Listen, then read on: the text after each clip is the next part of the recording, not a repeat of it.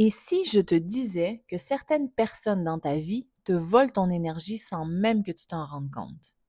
Aujourd'hui, dans l'épisode 7 du podcast Renaître au milieu du chaos, on parle de l'importance des relations saines et de comment se débarrasser des relations drainantes.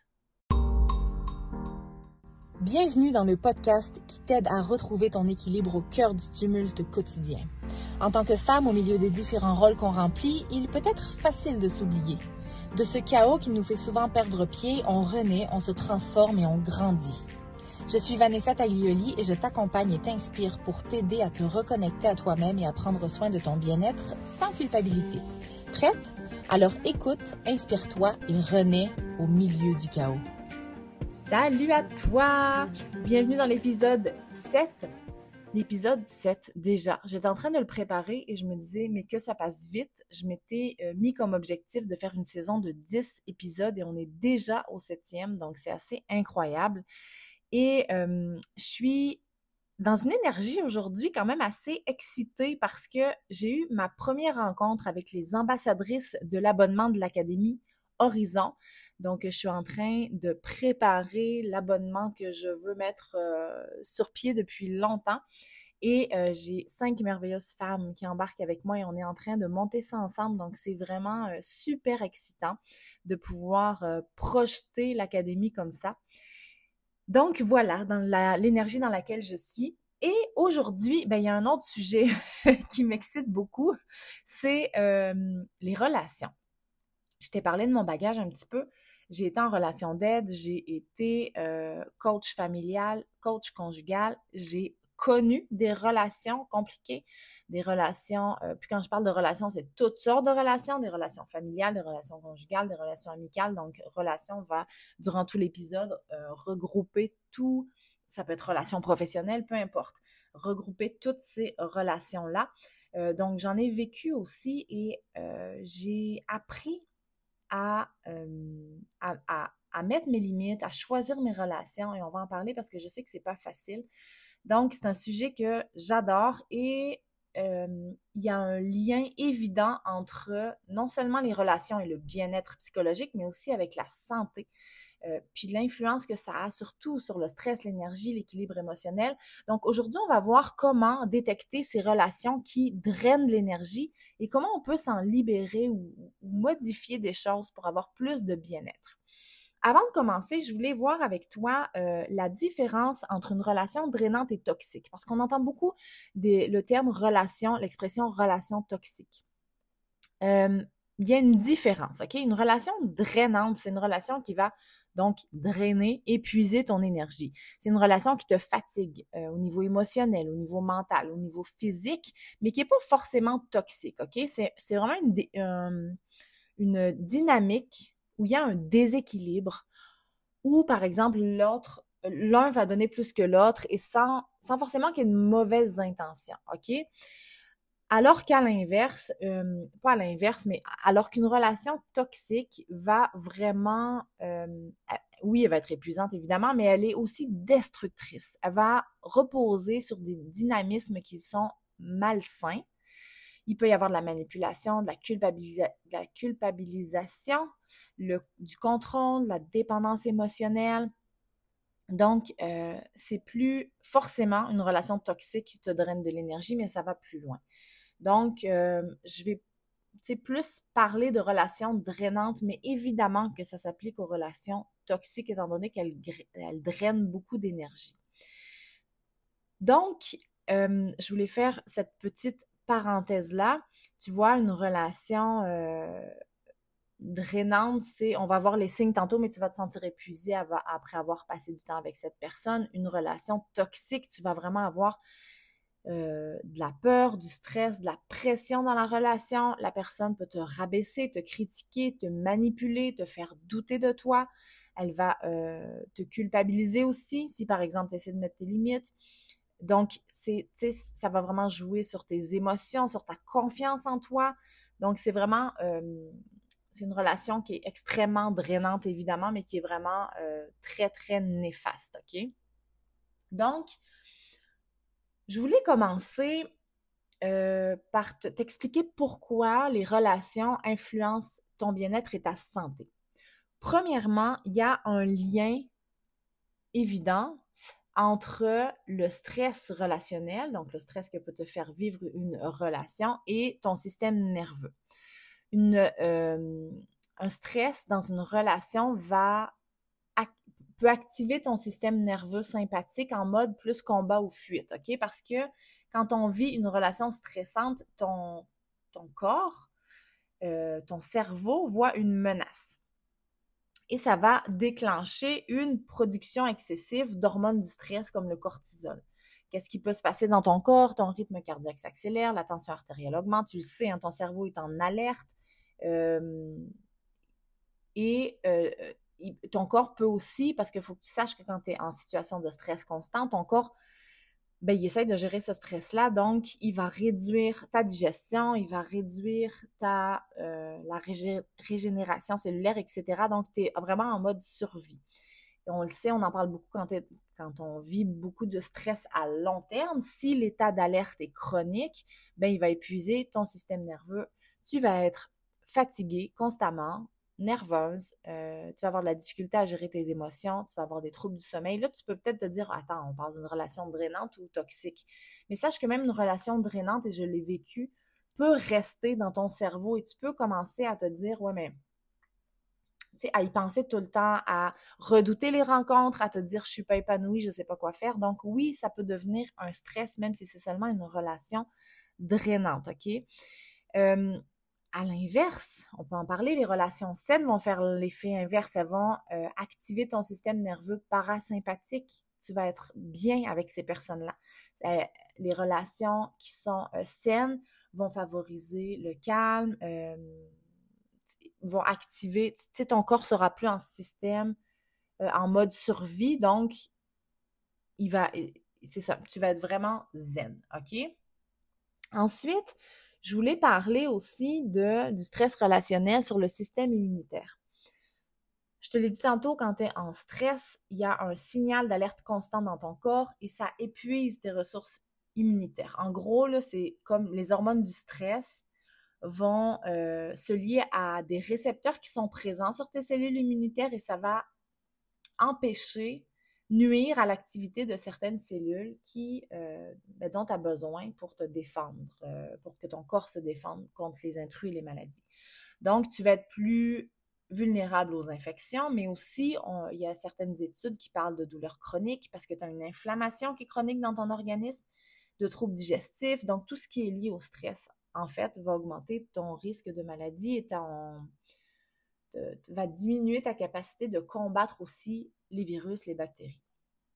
Donc, à long terme, maladies inflammatoires, comme des douleurs articulaires, des troubles intestinaux, des maladies cardiovasculaires aussi. Il peut y avoir, à cause de la perturbation hormonale, une prise de poids. Donc, tu vois, ça joue quand même large. Le troisième lien que je voulais faire entre les relations drainantes et le bien-être, c'est celui avec le sommeil. On en a parlé un petit peu, mais tu vas avoir plus de mal à t'endormir, tu vas avoir des réveils fréquents la nuit s'il y a un stress qui est latent. Et oui, tout ça peut partir d'une relation qui est drainante. Tu sais, tu n'as pas besoin de vivre des gros impacts pour des gros le mot va venir, ça sera pas long. Traumatisme, voilà. Des gros traumatismes pour avoir des troubles de sommeil. Parce que je te l'ai dit, ton cerveau, il reste en mode alerte si tu as une conversation qui peut être stressante, conflictuelle ou simplement désagréable. Tu sais, on va le voir tantôt, là, mais quand il y a des personnes qui sont tout le temps en mode plainte, alors que toi, tu essaies de garder la tête hors de l'eau, ben oui, c'est grugeant. Tu es stressé de voir cette personne-là. Donc, ça peut nuire à ton sommeil. Si la situation est répétitive, tu entres dans un cercle vicieux. Hein? Quand on est fatigué, on a moins de patience, d'énergie, on vit encore plus de stress et on vit encore plus de fatigue et ça recommence à l'infini. À l'inverse, les relations positives vont favoriser la sécrétion d'oxytocine. Je ne sais pas si tu la connais, c'est l'hormone de l'attachement et du bien-être. Et donc, ça va améliorer la détente, tu vas avoir un sommeil plus réparateur et une meilleure récupération de ton corps et de ton système nerveux. Le dernier point que je veux aborder, parce que tu sais à quel point la santé physique est importante pour moi, c'est comment des relations drainantes ou toxiques ont un effet miroir sur tes habitudes et influencent tes comportements au quotidien. Quand tu es dans une relation toxique, drainante, tu vas avoir tendance à te réconforter dans l'alimentation, le sucre, le gras, pour compenser ce stress-là. Ces relations-là peuvent aussi te décourager d'avoir une routine bien-être, OK? Ça peut mener à une fatigue qui va réduire ta motivation. On parlait de mauvais sommeil, donc tu peux avoir moins de motivation pour l'activité physique, une bonne alimentation et tous les soins personnels, donc dans le sens de prendre soin de toi. Et à l'inverse, évidemment, les relations saines vont encourager des habitudes positives, vont offrir un soutien mental et émotionnel que tu n'as pas dans les relations drainantes. Tu vas avoir des personnes qui sont là pour te soutenir et ça va augmenter ta motivation et ça va donner envie de prendre soin de soi. Voilà, la parenthèse que je voulais amener avec toi au niveau de l'impact d'une relation drainante versus ta santé et ton bien-être. Maintenant, comment on reconnaît une relation drainante? Parce que, et je l'ai vécu, quand on est dans une relation, on n'a pas forcément conscience que c'est drainant. On n'a pas forcément conscience que c'est négatif parce qu'on est dans la routine, dans les habitudes et qu'on ne se questionne pas. Je veux t'amener des points, OK, pour que tu réfléchisses aux relations qui pourraient te drainer de l'énergie. Si après chaque interaction, tu te sens fatigué, tu as parlé à cette personne-là, tu as passé du temps avec elle, puis tu ressens une fatigue, ça peut être émotionnel ou physique, OK? Même si la conversation semble banale, tu te sens lourde ou tu te sens vide. Ben ça peut être un signe parce que, comme je disais, quand les personnes sont négatives, ben on peut finir, si tu passes 1 heure ou 2 avec une personne qui est négative, ben ça te mettra pas du hop la vie, là. Donc ça, c'est le premier point. Si tu as l'impression, deuxièmement, que la relation est à sens unique, tu donnes beaucoup, mais tu reçois très peu en retour. Donc, tu fais toujours les premiers pas pour prendre des nouvelles, tu organises des rencontres où t'es vraiment là en soutien pour l'autre, ben ça, c'est aussi un signe. Moi, ça m'est arrivé très souvent de dire, mais pourquoi je relance toujours cette personne-là qui, elle, ne me donne pas?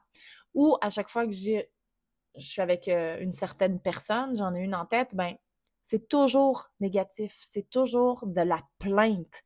Jamais la personne t'amène une bonne nouvelle.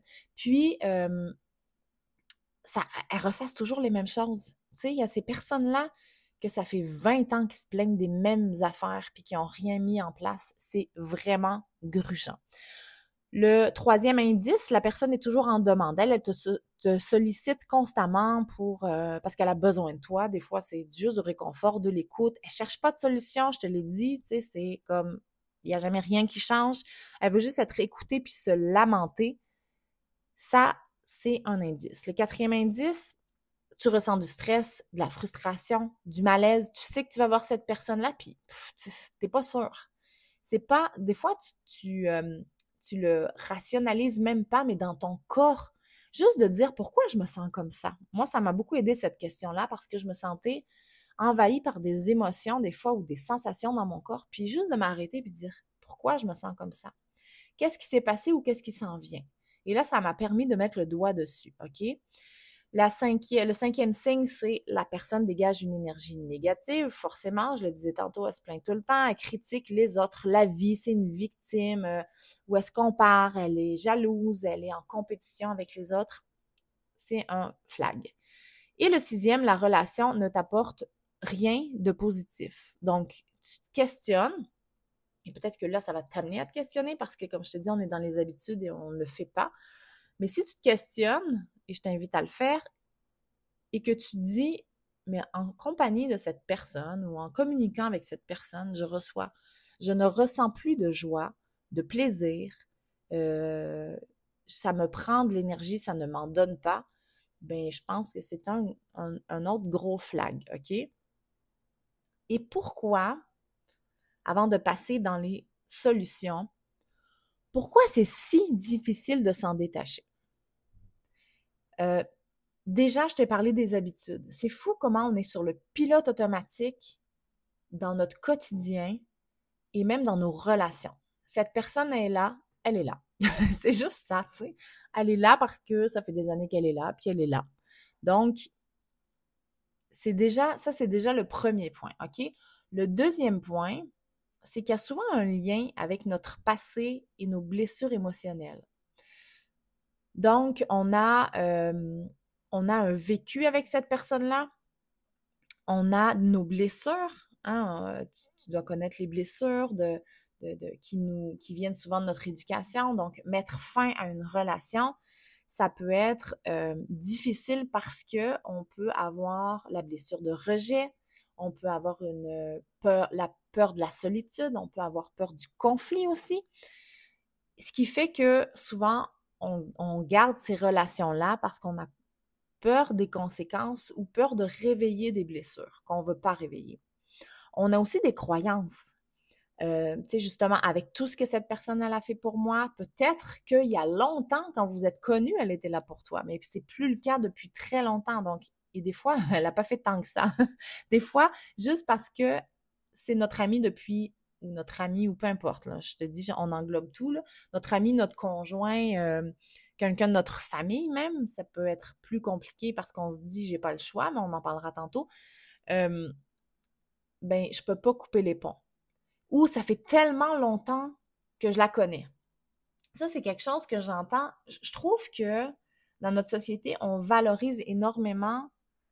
C'est contradictoire, hein? J'allais dire on valorise beaucoup les relations longues, je trouve en amitié, alors que en amour, c'est l'inverse. Là. On dirait qu'on consomme puis on est dans la consommation rapide. Mais je remarque ça beaucoup, je te dirais, chez les Québécois. Ça fait longtemps que je suis partie de la France, mais d'avoir des relations qui, je la connais depuis tellement longtemps.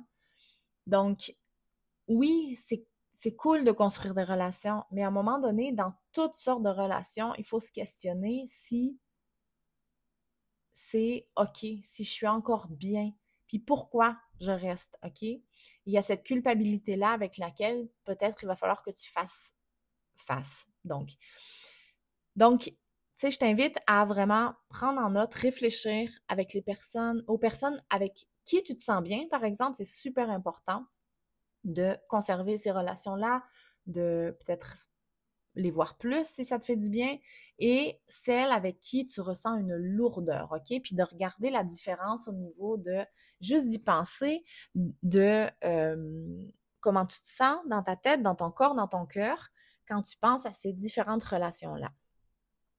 Maintenant, comment on se libère des relations drainantes?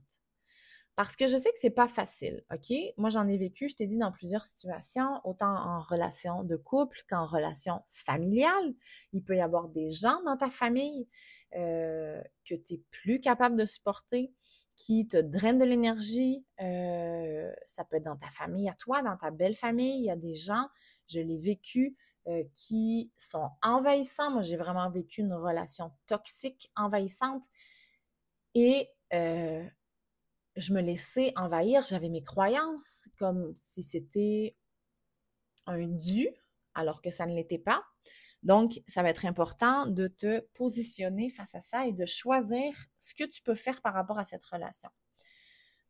Évidemment, c'est d'abord de prendre conscience du déséquilibre, hein? Donc, de te poser la question, je l'ai dit tantôt, est-ce que cette relation me nourrit ou m'épuise? Comment tu te sens avant et après chaque interaction? Ça pourrait être intéressant de le noter si tu n'es pas sûr. Hein, je comprends qu'on ne veut pas dire à une personne, j'ai plus envie de te voir sans être sûr. Ça se peut, dans toute relation, il y a des pour et des contre. Mais s'il y a beaucoup plus de contre que de pour, ça te nuit beaucoup plus que ça t'apporte, c'est à toi de questionner. Et il n'y a pas de bonne ou de mauvaise réponse. C'est à toi à regarder où tu te situes dans cette relation-là. Est-ce que tu as envie de faire avec cette relation-là? OK? Donc, en deuxième point, c'est de mettre des limites claires et de changer les règles. J'adore le concept de contrat relationnel. Je te l'explique brièvement. Quand on rencontre des personnes pour la première fois, et au fil du temps, il se construit un contrat relationnel, c'est implicite. OK? Évidemment, on ne le note pas avec des mots, c'est pas sur papier, on ne le signe pas, mais il y a des clauses qu'on qu'on accepte et qui peuvent changer avec le temps. Le meilleur exemple concret que j'ai vu, c'est vraiment arrivé une histoire vraie, c'est une dame et un monsieur qui se sont rencontrés. Quand ils se sont rencontrés, ils sont tombés amoureux et tout ça, ils ont décidé de développer une relation, mais au tout début, monsieur avait une jambe dans le plâtre, OK? Donc, la dame a beaucoup pris en charge. Elle l'aidait beaucoup dans sa maison, elle faisait le ménage, elle faisait les repas, elle faisait le lavage, elle faisait tout. Évidemment, le monsieur, sa jambe a guéri et il a retrouvé toutes ses facultés, mais ça s'est poursuivi comme ça. Et au fil des années, la dame a dit, mais pourquoi? Je ne suis pas satisfaite, j'en ai marre de ça, là, de cette relation-là. Et en travaillant avec elle, elle a réalisé que ben, c'était ça, le contrat relationnel était là depuis le début parce qu'elle a voulu aider, il en avait besoin, mais ça s'est poursuivi comme ça, c'était de l'acquis. Donc, quand tu vas vouloir changer ton contrat avec les gens autour de toi, puis ça s'applique à tout, hein, même moi, en coaching familial, je le disais aux parents, vous allez changer les règles avec vos enfants, ça va graffiner. Je te le dis, les gens n'aiment pas ça, OK? Ils ont pris des choses pour acquis dans votre relation. Tu donnes beaucoup, donc c'est sûr que quand tu dis « je vais donner moins », ça va réagir. Donc, tu peux mettre des limites. Tu peux nommer ce qui ne te convient plus auprès de la personne et dire qu'à partir de maintenant, voici comment ça va se passer. Tu peux dire je veux réduire le temps qu'on passe ensemble, tu peux le faire toi, hein? D'abord, tu n'es pas obligé de le nommer, ça, mais tu peux, on va le voir au point 4, mais tu peux dire telle situation, j'ai plus envie. De faire ça, ça ne me convient plus. C'est toujours moi qui te contacte pour qu'on se voit. Ça ne me tente plus. Quand ça te tentera, toi, de faire, de t'investir, tu me contacteras. Donc, ça peut être comme ça, de juste changer les règles. Depuis tant de temps, c'est moi qui fais ça. Maintenant, ça ne me tente plus. Je voudrais que tu le prennes en charge. OK?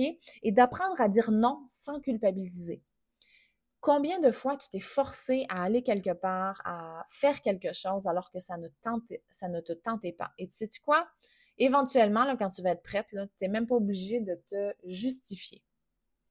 Quelqu'un te propose quelque chose, tu peux juste dire non. Tu sais, non. Des fois, on se cherche tellement d'excuses, là. Oh non, mais tu sais, bon, oui, ça se peut, tu sais, de dire non, ça. Ben, tu sais, non, ça me tente pas, ça se peut, hein. Non, je suis fatiguée, je vais me reposer. Mais des fois, on se cherche des excuses. Oh non, j'ai pris du retard au travail, j'ai vraiment beaucoup de choses à faire. Puis là, les excuses, arrête pas tu sais, on écrit, on peut se justifier pendant 5 minutes, là. Donc, non, tu as le droit de dire non. Donc, c'était le deuxième point, mettre des limites claires et changer les règles de votre contrat. Ensuite, le troisième point, c'est encourager l'autre à être plus autonome, dans le sens où si elle se plaint sans arrêt, au lieu de l'encourager, de répondre, peut-être lui demander, lui retourner la question, mais qu'est-ce que tu peux faire pour changer ça? Okay. Oui, alors si c'est quelqu'un qui se victimise beaucoup, qui a une victimite aiguë, je sais pas, parce que je suis... Bon, mais tu sais, déjà, d'amener l'autre à prendre ses responsabilités au lieu de juste vomir ses problèmes sur toi, ça peut faire prendre conscience aux personnes de la lourdeur de la relation. Moi, ça m'est arrivé de dire, OK, je t'entends ce que tu dis, mais ça fait 15 ans que tu me répètes la même chose. Moi, j'en ai un peu marre de t'entendre dire ça parce que tu ne te prends pas en main, il n'y a rien qui change. Alors oui, il faut s'attendre à ce que la personne réagisse, je te l'ai dit, là, c'est pas, ça se fait pas sans vague. Mais c'est important de mettre ces limites-là. Et tu peux le mettre, l'entourer d'amour et dire, tu sais à quel point je t'aime, hein? Mais moi, je suis plus capable. Tu sais, moi, c'est lourd pour moi de t'entendre faire ça, dire ça. Donc, tu sais, qu'est-ce qui peut changer? Donc, ça, c'est le troisième point. Et le quatrième point, c'est de prendre tes distances si nécessaire. Si la relation est trop lourde, tu prends de l'espace, tu t'éloignes, OK? Ça peut être progressif de dire, ben, je donne moins de nouvelles, puis éventuellement, ça s'estompe. Bon, certaines personnes, si vraiment t'es le défouloir, elles vont venir sans cesse te contacter. Donc, ça peut être de moins répondre. Et si vraiment t'es à l'aise, ben ça peut être juste de le nommer. J'ai beaucoup réfléchi, ma relation avec toi ne me convient plus. C'est trop difficile, donc je vais prendre de l'espace pour un instant. Tu peux dire un moment où j'ai besoin de temps ou, tu sais, c'est à toi. Et là, ça va réveiller chez toi tes blessures, c'est sûr. Et c'est là que tu dois travailler de ton côté, OK? Qu'est-ce que ça vient réveiller? Est-ce que la personne va se fâcher? Est-ce que tu as peur qu'elle se fâche? Et à ce moment-là, de quoi tu as peur? Est-ce que toi, tu te sens triste de la rejeter? Parce que souvent, quand on a une blessure de rejet, par exemple, on ne veut pas faire vivre le rejet à l'autre. Est-ce que...